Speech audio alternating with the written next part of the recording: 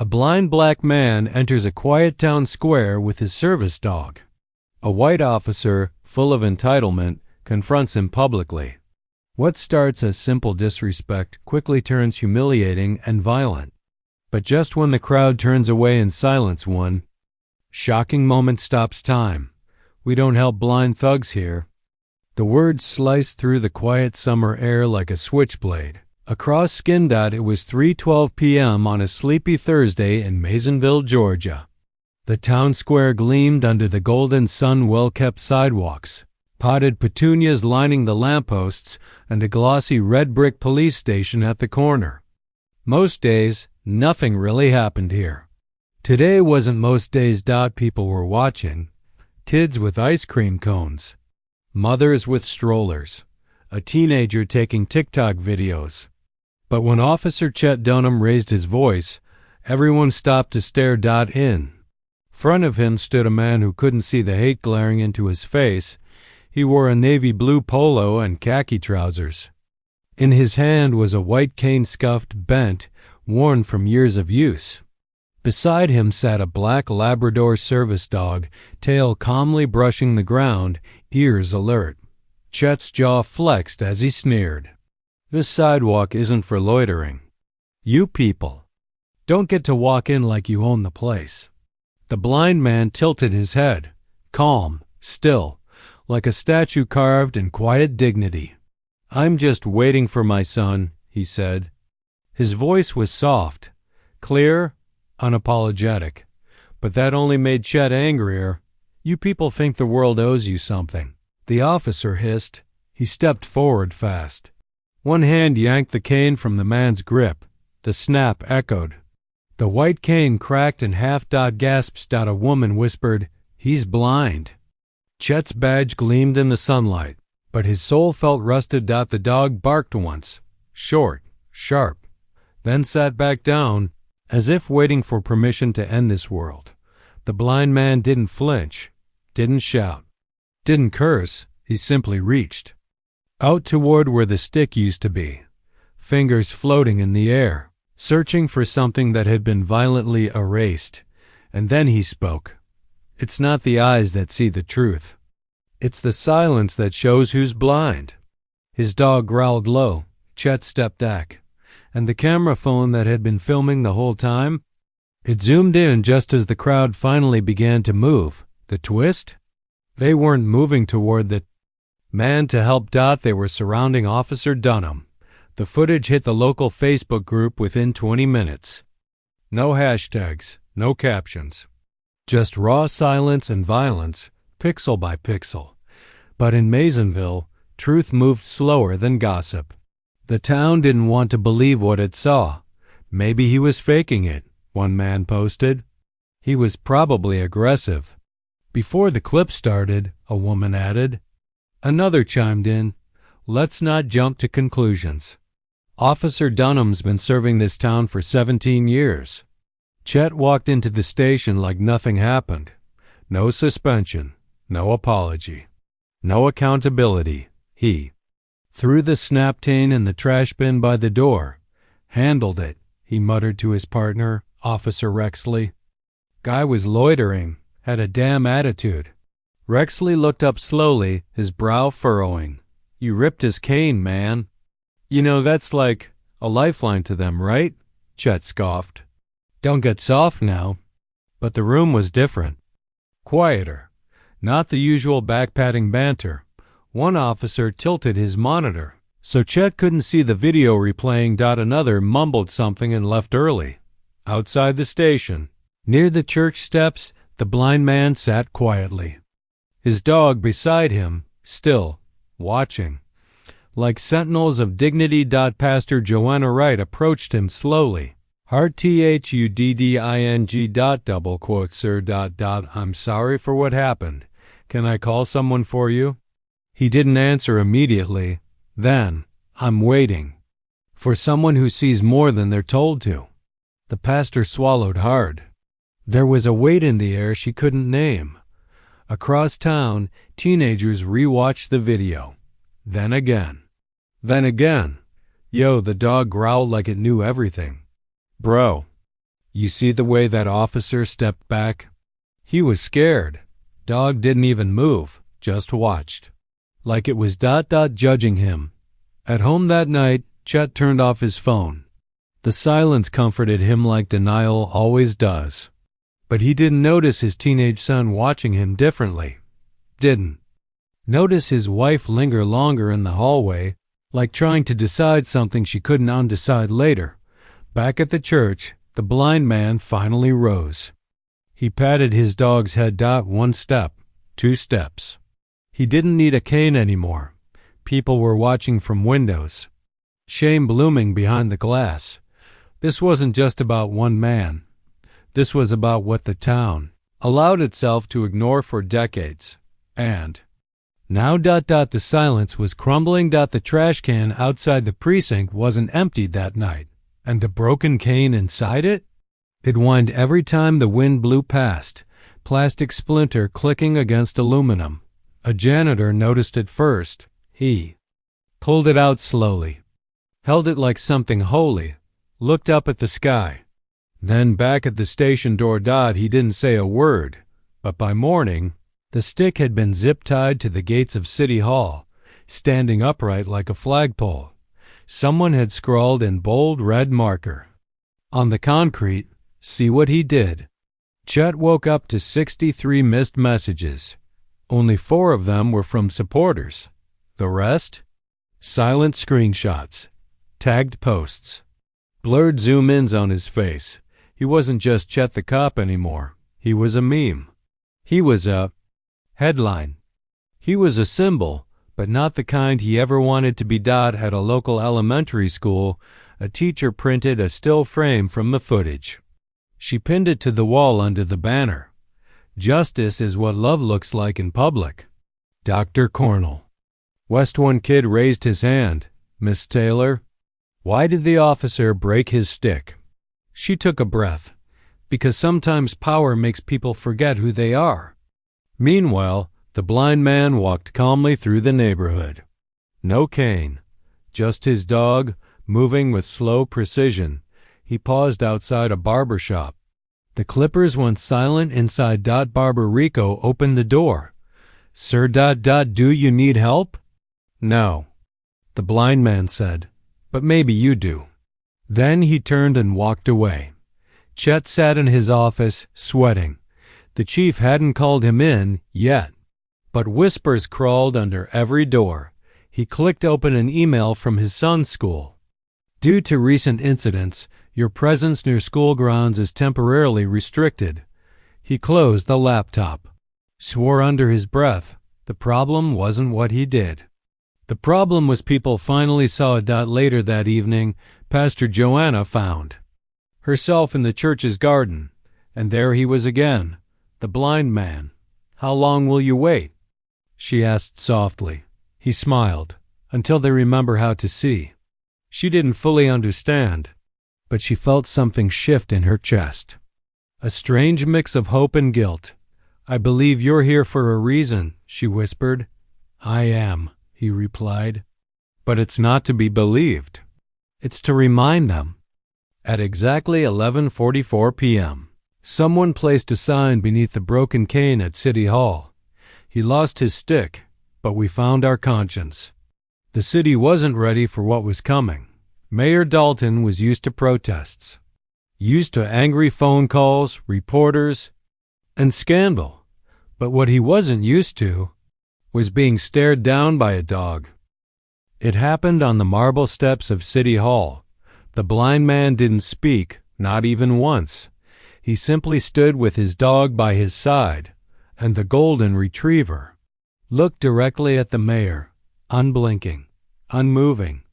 Dalton tried to ignore it, cleared his throat, laughed for the cameras. But even as the flashbulbs popped, the dog did not flinch. Its eyes pierced something deeper. Not skin, not ego, but something rotting inside. Later that night, Dalton sat in his study. He kept glancing at the corner of the room, half expecting to see those golden eyes.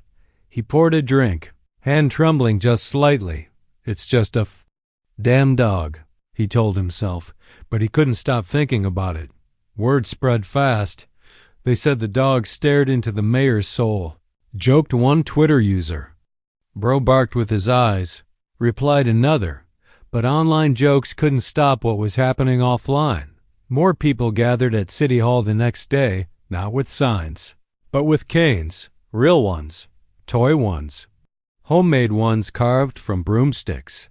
Over 200 sticks lined the steps. No words, just silence. Chet watched it all unfold on the precinct TV.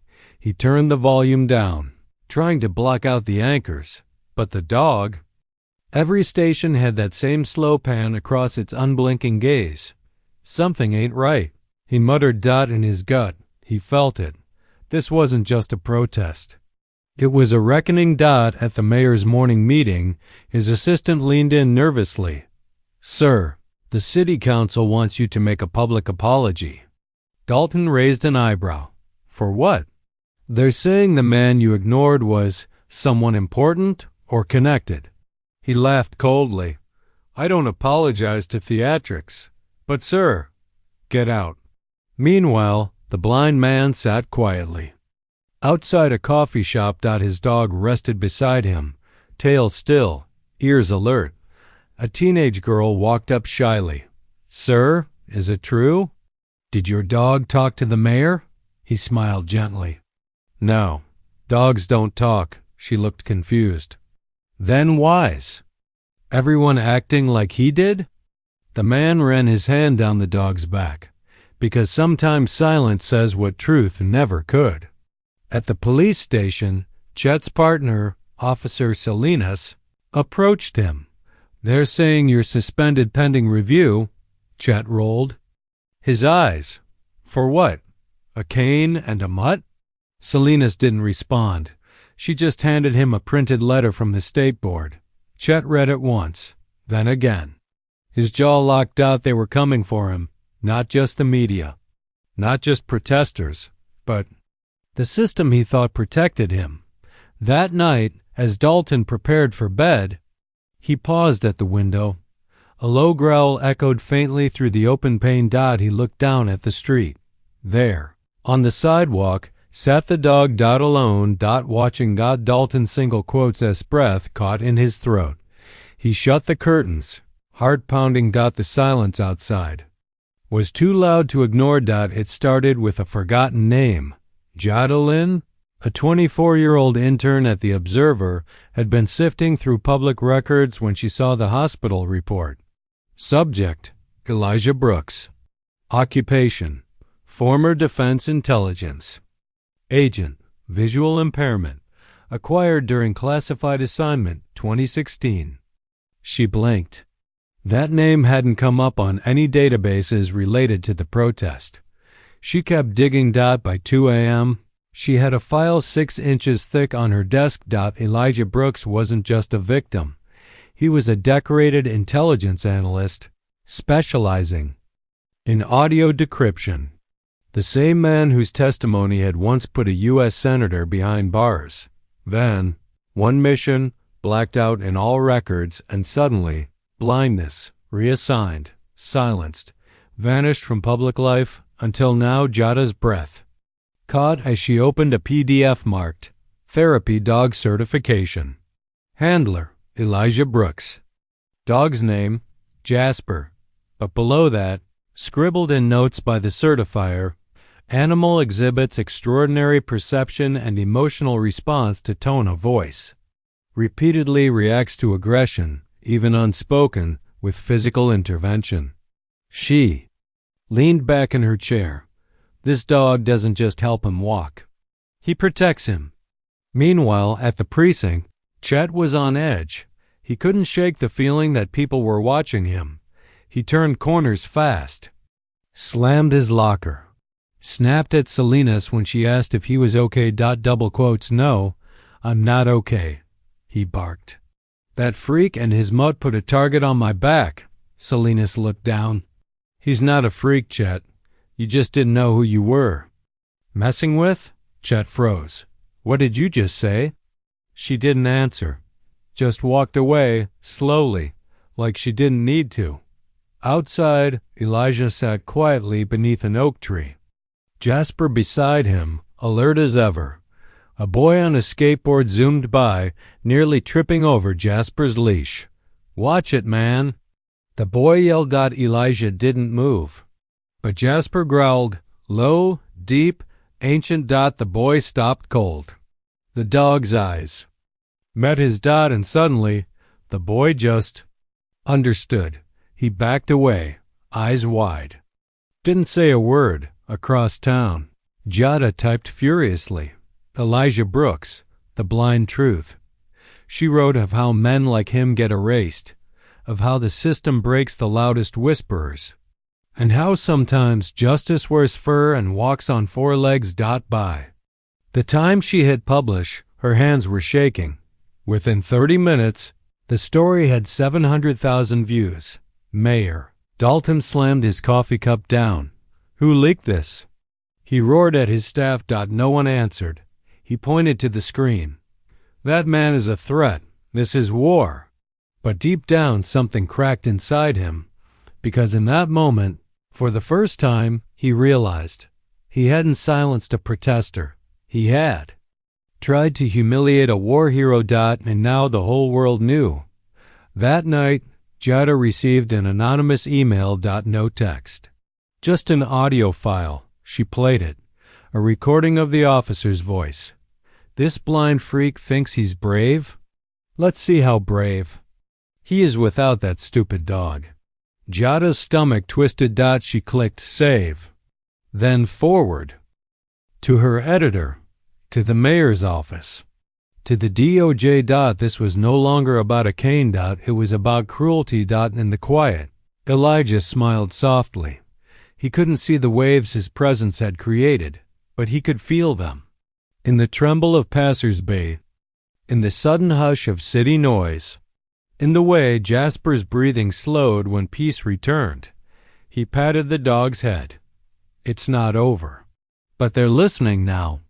Jasper gave a soft, knowing bark. It hit the internet at 9:03 a.m., a simple MP3 file titled, "Listen Closely." It started with boots on pavement, then a voice, cruel, careless, caught off guard.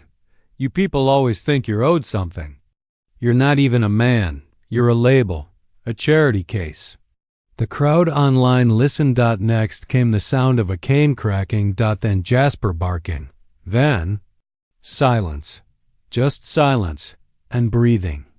Then another voice, calm, deep, certain. "You're the one who'll be begging soon, but not for mercy, for anonymity." And finally, a third voice, shaky, unfamiliar. "Hey, are you recording this?"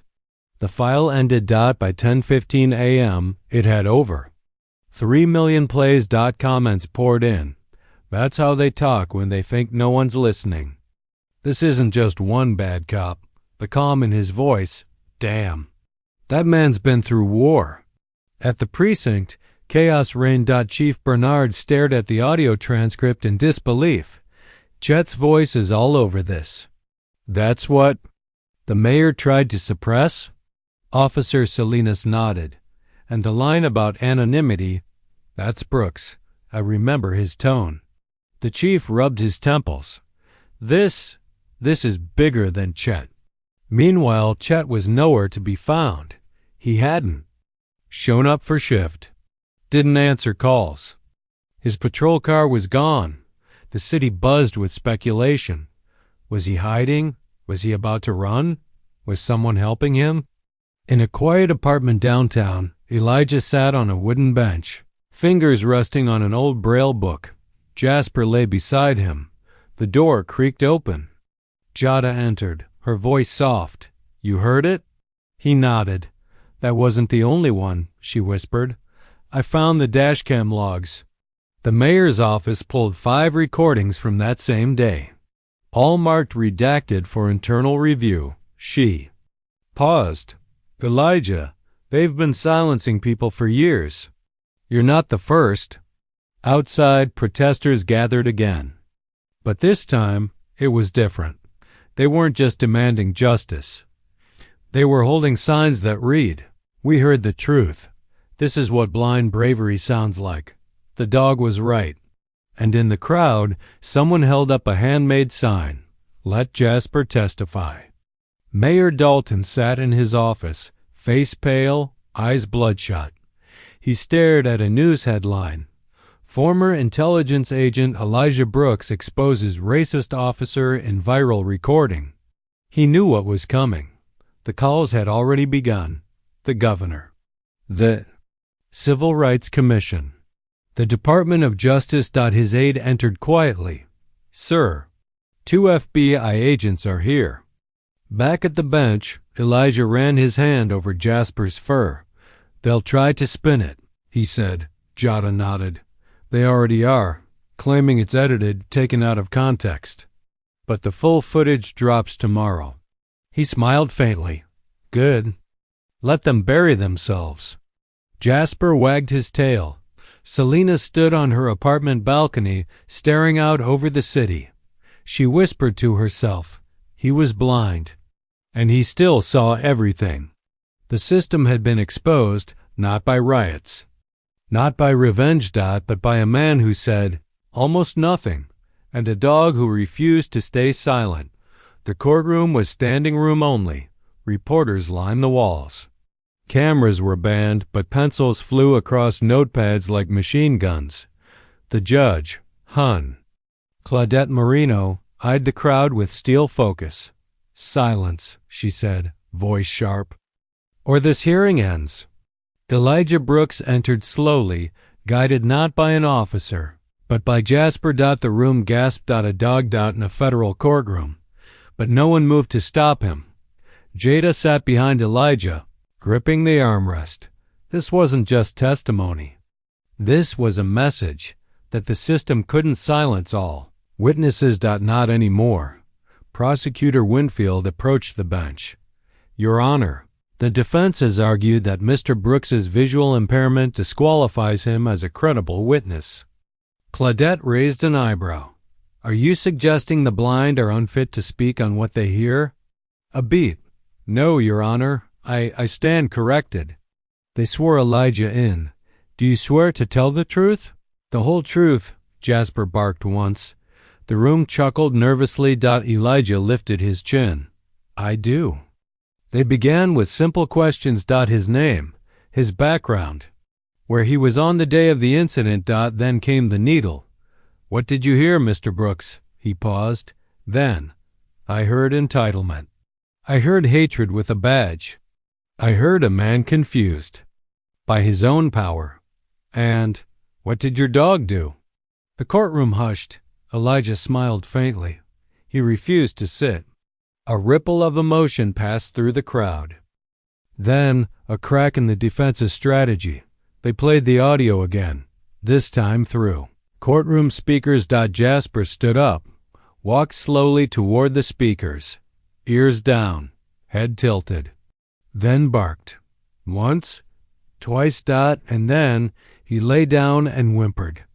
Entire room still. The judge leaned forward. "Mr. Brooks." "What does that mean?" Elijah breathed deeply. "It's what he does when he hears violence, when he hears fear. He's trained to alert me. And this bark means he's confirming what I already knew. Someone in that recording was afraid for their life." A man in the back row clapped. Then another. The judge slammed the gavel. "This is a federal hearing, not a town hall." But even she couldn't hide the way her eyes glistened. During recess, media exploded. Blind veteran's dog testifies in historic racism case. Justice goes to the dogs and we're all witnesses. Canine hero may force resignation of city officials. Meanwhile, Chet was finally found, hiding in a lakeside cabin. Surrounded by printouts of social media posts, he had watched the trial unfold online. He saw Jasper bark. He saw the room believe the dog, and for the first time, he wept. Not because he was sorry, but because the power he clung to so tightly had vanished without a bang, just a bark. That night, Elijah sat alone outside the courthouse. Jasper lay quietly beside him. Jada joined him, handing him a warm drink. He held it without sipping. They believed him, he whispered. Jada nodded. Some truths? Only silence can deliver. Elijah smiled, tears behind his glasses. No, not silence. He bent down and scratched Jasper behind the ear. Loyalty. Mayor Richard Darnell sat in his private office, sleeves rolled, tie undone. The press outside City Hall was relentless. Cameras. Protesters. Some carried sticks painted white, replicas of Elijah's. Others held signs that read, "If dogs can speak the truth, why can't our leaders?" Richard picked up the phone, dialed a number labeled only as MO. It rang once, twice, then. Speak. It's falling apart, Richard hissed. That blind man's dog, he testified. Barked in court like a damn witness. A long pause. You? Knew what Chet was like. You let him stay. Richard stood up. That's not the point. The videos are viral. The council wants me to make a public statement. You will not. You'll say nothing. We ride the storm. Then, when this all dies down, Richard cut him off. It's not going to die down. He looked out the window. A crowd was chanting, "Justice has ears and paws." He ended the call. Sat down heavily. His assistant entered, pale. There's something you need to hear. She placed her phone on the desk. Hit play. It was a recording. That call. The entire conversation. What is this? He snapped. She didn't blink. It's trending. Hashtag the mayor call. Some say it leaked from the other line. Others think your phone was tapped. His mouth went dry. How many people have heard it? Millions. And counting. Within the hour, national news was dissecting every second of the tape. Protesters outside. City Hall doubled. The city's official website crashed from too many complaints. Meanwhile, Jada was sitting in a makeshift press tent across from the courthouse. She watched the chaos unfold with a mix of exhaustion and triumph. Checkmate. She muttered. In the suburbs, Elijah sat quietly, headphones in, listening to the mayor's voice squirm and stumble. He didn't smile. He didn't frown. He simply turned to Jasper and whispered. They wanted silence. We gave them a signal. Jasper wagged his tail. Later that night, the city council released a joint statement. We condemn any attempt to suppress truth or obstruct justice. Mayor Richard Darnell's resignation has been requested. Richard sat alone, eyes red, hands shaking. He drafted a statement, then deleted it. He picked up the phone again, dialed the number labeled wife. No answer. He scrolled further. Found one labeled Chet. Hesitated. Then tossed the phone across the room. It shattered against the wall. He looked in the mirror. The reflection stared back, no longer powerful, just a man who had chosen the wrong side of history. Meanwhile, Jada walked Jasper down the courthouse steps. Reporters swarmed. Ms. Wynn, what's next? Do you think this will change national policy? Can you comment on the leaked call? She raised her hand. Paused. Then smiled. Change doesn't come from speeches. It comes from pressure. She turned, looked down at Jasper, and sometimes from pause. The city had spoken. The courtroom had listened, but the most unexpected voice of all, a bark, had cut deeper than any statement. The old system was cracking, and it wasn't done falling. City Hall's marble lobby echoed with reporters' footsteps. The mayor stood behind the podium, pale, lips tight, hands trembling under the pressure of public shame. He read from the script.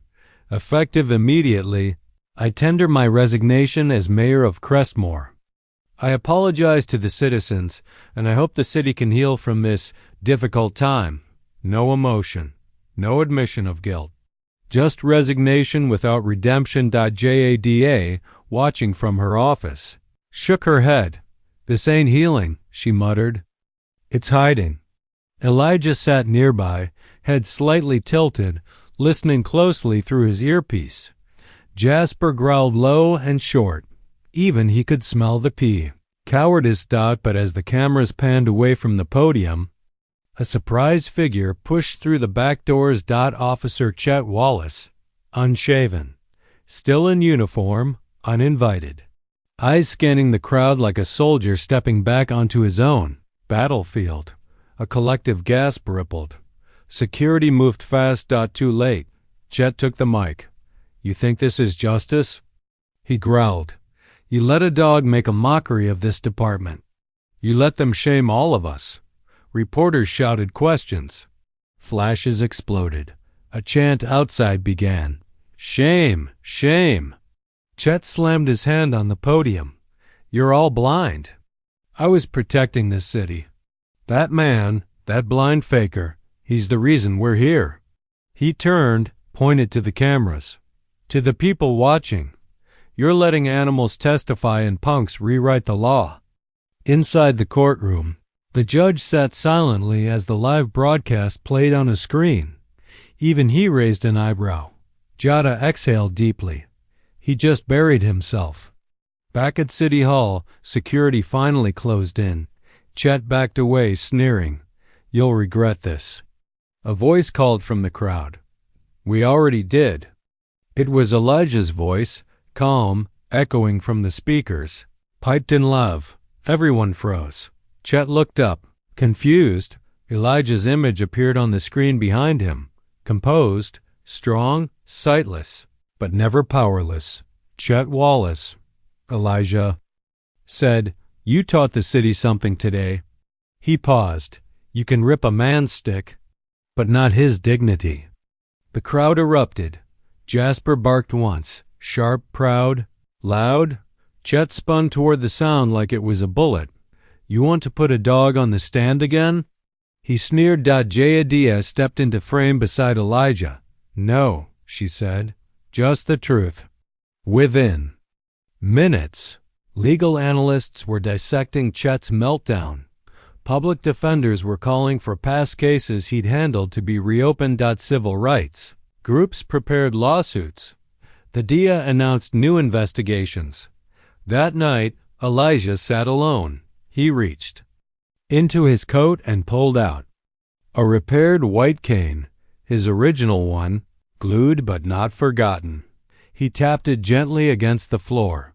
You never destroy the thing that guides a man, he whispered. Jasper leaned in, licked his hand. Together they sat in silence, hearing the sound of an empire crumbling. Chet was escorted from City Hall that night. No badge, no honor, no friends, but a city full of eyes, and one dog's bark had exposed every lie he thought would stay hidden. The courtroom was packed. Not just with people, but with history. Civil rights leaders, journalists, lawyers who once dismissed Elijah's case now sat wide-eyed with notepads. A broadcast camera silently recorded every frame. The nation was watching. Jasper trotted in first, leashed but proud. His fur brushed, his harness gleaming like armor. He hopped gently onto a low platform placed just for him. The room hushed. Then came Elijah, walking slowly, cane in hand, chin high, footsteps echoing like verdicts. The judge leaned forward. The prosecutor stood. We now call our final witness, she said. Elijah Beaumont. And Jasper. The defense tried to object. Your Honor, this is absurd. A dog can't. The judge raised a hand. Objection overruled. He looked at Elijah. I'm listening. Elijah stepped forward. Voice even, low, sharp. You want to know what really happened that day in the park? He said. You already do. He paused, lifted the broken white cane from the table. This is what fear looks like. Tap, tap. This is what silence sounds like when power speaks over it. He turned to Jasper. But this? He said, pointing to the dog. This is what truth looks like. Jasper stood on cue, not trained, not rehearsed, just instinct. He faced the courtroom and barked out once, then twice, then lowered his head to Elijah's side. The room was still. No words. No need. Elijah continued. You watched the footage. You saw the arrogance. You saw the violence. He held up the cane. But this dog, he didn't just guide me. He protected me. He witnessed everything. The judge blinked slowly. The jury's foreman leaned forward. A reporter in the back whispered, "This isn't just testimony. It's truth made visible." Chet, watching from the defendant's bench, didn't speak. Not because he wasn't allowed, because there was nothing left to say. Even he knew. Prosecutor approached. "Mr. Beaumont, do you believe justice has been served?" Elijah smiled faintly. "No," he said. "Justice isn't served when a badge is revoked or a title is lost." He leaned closer to the mic. "Justice is served when the next blind black man can walk through a park without needing a dog to defend his dignity." Tears welled in the eyes of a black juror. A journalist scribbled the line word for word. Outside the courthouse, crowds began to cheer. The judge stood. "This court thanks you for your courage." He turned to the bailiff. "Remove the defendant." Chet was cuffed, this time not with force, but with finality. And walked past the very dog he once tried to silence.